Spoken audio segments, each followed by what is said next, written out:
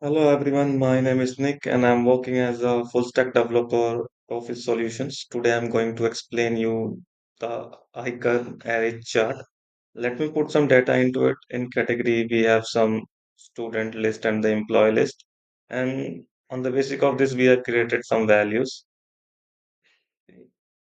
And let me remove the logo first while putting the license. Will get removed and yeah, already I own the features are on. Let me put them off and I can on it as well.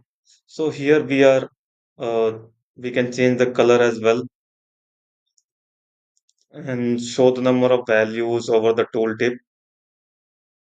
So it will generate the number of icons that you have in your list. You can say the number of category is rendering in x-axis and in y-axis there is a icons different icons which denoting the exact value of that particular category.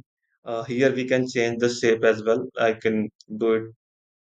See this, it will become square and we can use it as a triangle as well. So I have put three icons over it.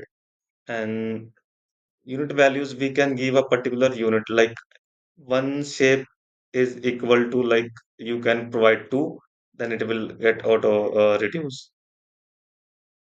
And here we have top 5 and top 10 categories.